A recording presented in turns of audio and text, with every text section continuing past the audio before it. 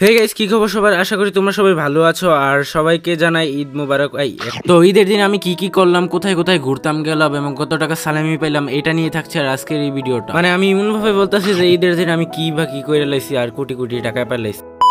তো ঈদের দিন সকালে আমি উঠতে উঠতে অনেকটা লেট করে দিছিলাম, প্রায় 7টা মনে হয় বেজে গেছিল উঠতে। তারপর কি উঠার পর গোসল করলাম, গোসল করার পর রেডি হলাম নামাজের জন্য। নামাজে যাওয়ার আগে তো কিছু মিষ্টি জাতীয় খাবার খাইতে হয়, এই জন্য সেমাই নিছিলাম। তো আম্মুকে বলছিলাম এখানে একটা কাচের বাটি দেওয়ার জন্য ভিডিও করবো, কিন্তু আম্মু বলে ঢং করার কোনো দরকার না। তো খাইতে খাইতে ভাবলাম তোমাদের কিছু কমেন্টও করি আর কিছু ক্লিপ নিয়ে নেই ভিডিওর জন্য। আর এখন থেকে ইনশাল্লাহ তোমরা রেগুলার ভিডিও পাবা, এই চ্যানেলে তোমরা লং ভিডিও পাবা আর ওই চ্যানেলটায় তোমরা শর্ট ধরনের যত শর্টস ভিডিও আছে ওইগুলো পাবা। আর তোমরা আমাকে বড় লোক ভাইবো না, এখানে আমি যে মোবাইলটা ইউজ করতেছি মানে তোমাদের কমেন্ট পড়ার জন্য, এটা আমার বড় ভাইয়ার মোবাইল, অনেক কষ্ট করে নিতে হয়েছে। যাই হোক, এখানে আমি গাঢ় সেমাই খাইতেছি। আর তোমরা কোন ধরনের সেমাই খেতে পছন্দ করো কমেন্টে জানিও। মানে অনেকে আছে পাতলা ধরনের সেমাই খেতে পছন্দ করে, আবার অনেকে আছে গাঢ় ধরনের সেমাই খেতে পছন্দ। আর এই চ্যানেলের যে লোগোটা, এটা আমারই মুখের ছবি, আমি আর কি 3D অ্যানিমেটেড করে নিছি। মানে আমি আমার মুখের সাথে মিলে দেখছি যে 50-50 মিল আছে। মানে আমি এত হ্যান্ডসাম না, আজকে একটু বেশি মানে করে ফেলছি। আর এবারের ঈদের শপিং বলতে আমি এই দুটো জিনিস কিনছি, পাঞ্জাবি আর এটাকে জানি কি বলে, ও পাজামা।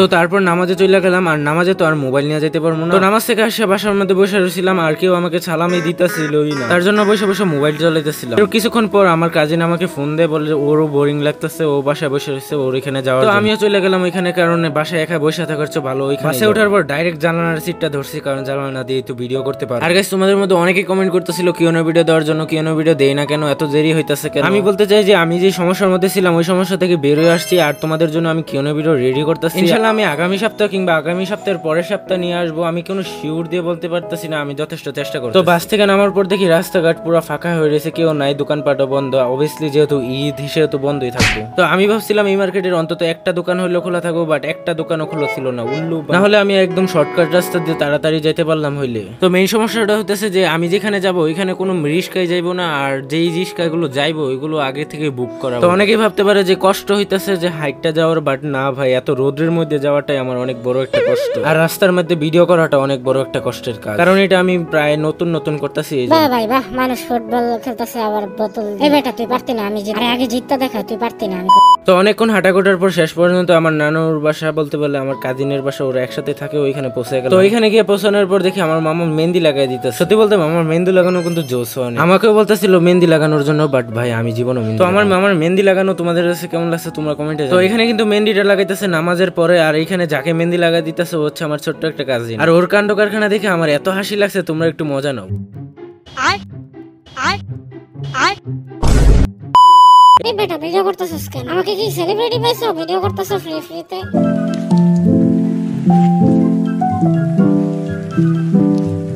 দেখতেছো না আমি শরম পাইতেছি? মামা দেখো তো ভাইয়া ভিডিও করতেছে, তুমি ভালো তাড়াতাড়ি ভিডিও অফ করার জন্য। ভিডিও যদি না অফ করে আমি কিন্তু মেহেন্দি লাগাবো না। আরে শরম লাগতেছে তো, ভিডিও করো। ভিডিও করলে কিন্তু সালামি বেশি দিতে হবে।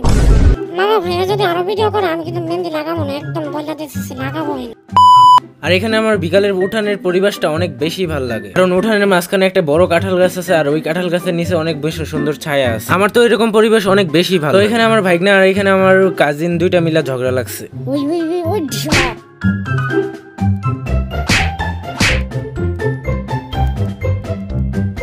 এই মামা ভিডিও করতেছো করে? দেখতেছো না আমি শরম পাইতেছি? আরে না, আমি কোথায় ভিডিও করতেছি? এই চলো আমরা দুজন মিলে বন্ধুত্ব করে ফেলি। তাহলে আমাকে বেলুনটা দাও। না না না, আমি তো বেলুন তোমাকে দিব না। 10 টাকা? কয়টা বোতল আছে? এই বেলুনটা যেন আমি কি করব, বিশ্ব আন্দোলন করব। কিন্তু আমি আর আমার কাজিন বের হওয়ার পরে আমাদের সালামির জন্য ধরছে। ওরা তো আর জানে না আমরা যে গরিব প্রম। তো আমার কাজিন বলতেছিল যে ওর কিছু ভিডিও নেওয়ার জন্য, এই জন্য আমি ভাবলাম কিছু ফানি ভিডিও নেই।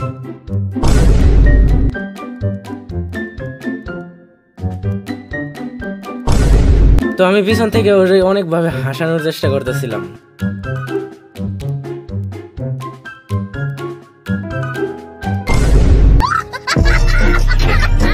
ও বলতেছিল ভিডিও না আপলোড করার জন্য, বাট আমি তো আমরা ঘুরতাম গেলাম হইলে, বাট ও বলতেছিল ও কক্সবাজার যাবে আর ঘুরতে পারবে না, এই জন্য আর যাওয়া হয়, কারণ ওর বাস রাত্রে না, এই জন্য আমার সাথে বেশিক্ষণ ঘুরতে পারবে না, কারণ বেশি ঘুরলে পরে আবার ক্লান্ত লাগবে। আর আমার কাজিন কিন্তু মাদ্রাসায় পড়ে আর ও একটা হাফেজ, তোমরা ওর গেট আপ সেট আপ দেখে তো বুঝতে পারতো। তারপর ওর সাথে চলে গেলাম নরসিংদীর বিখ্যাত একটা জায়গা নাগরিয়াকান্দি। ওয়ার্ডটা আমি সঠিকভাবে প্রোনাউন্স করতে পারছি কিনা নিজেও জানি, কারণ এটাকে অনেকে নাগরিয়াকান্দি কত কি নামে। আগে এই জায়গাটায় অনেক আসা যাওয়া হইতো, বাট রিসেন্টলি আসা যাওয়া হয় না, কারণ ব্যস্ততার মধ্যে থাকতে হয়। যে এই জায়গা থেকে মোবাইলটা যদি একবার পড়ে যায় আমি তো শেষ। আগের বার যখন আসছিলাম তখন এই টিকিটের দাম ছিল 50 টাকা, আর এখন 100 টাকা করে ফেলছে। কিছুদিনের তফাতে ডাবল দাম করে ফেলছে। আর আগের বারের তুলনায় এবার নতুন নতুন অনেক জায়গা যোগ করছে এটার ভিতরে। আর আমরা এই জায়গাটা আসছিলাম প্রায় বিকাল 4টা নাকি 4:30টার দিকে। আমার কাছে এই গেটটা অনেক বেশি জোশ লাগছে, কারণ এই গেটের মধ্যে উপর দিয়ে পুরাটা ছাতা দিয়ে তৈরি করছে।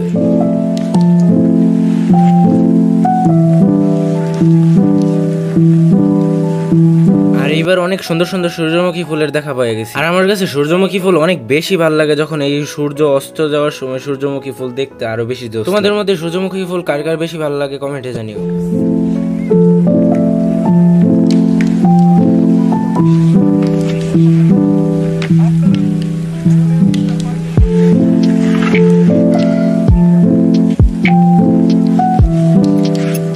আমি প্রথমে ভাবছিলাম এটা আসল গাছ, বাট কাছে গিয়ে দেখি এটা একটা প্লাস্টিকের তৈরি। জিনিসটা জোস না, পুরাই রিয়েলিস্টিক লাগতেছিল। একটা প্লাস্টিকের গাছ এত রিয়েলিস্টিক লাগে, জোস লাগছে আমার।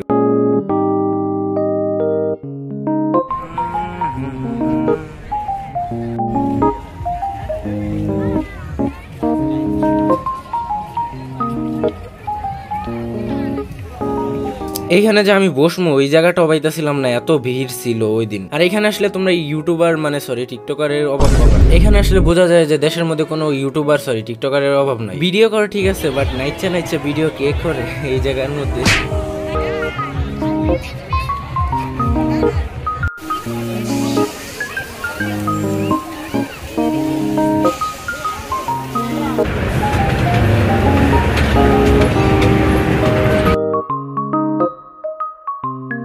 আমি ভাবছিলাম এটার মধ্যে উঠবো, বাট এত ভিড় আর অ্যাডভান্স এত টিকিট কেটে রাখছে, উঠতে উঠতে প্রায় রাত্র 12টা বেজে যাবে।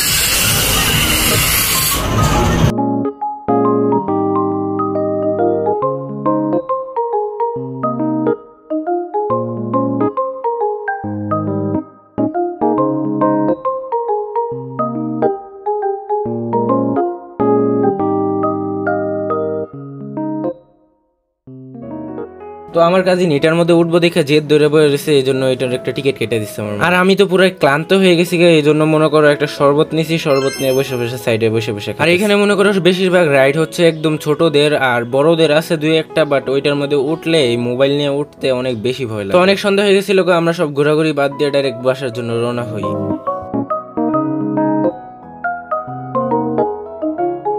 তো সন্ধ্যাবেলা আমি ডেরি মিল্ক নিয়ে বাসার জন্য রওনা হয়ে গেলাম, কারণ অনেক সন্ধ্যা হয়ে গেছে, পরে বেশি রাত হয়ে গেলে যাইতে পারবো। আর এই ডেরি মিল্ক নিয়ে আমি ডাইরেক্ট বাসার জন্য রওনা হয়ে গেলাম। রাত্রেবেলা এখানে আমি কোনো ধরনের বাস পাইতেছিলাম না, এই জন্য কি করবো, অটো নিয়ে রওনা হয়ে গেলাম। মোটামুটি ভালোই সালামি পাইছি, খারাপ না। তোমাদের ঈদটা কেমন কাটছে এবং তোমরা কে কত সালামি পাইছো ওইগুলো কমেন্টে জানাও। তো আজকের জন্য এই পর্যন্ত, টাটা বাই বাই, আল্লাহ হাফেজ।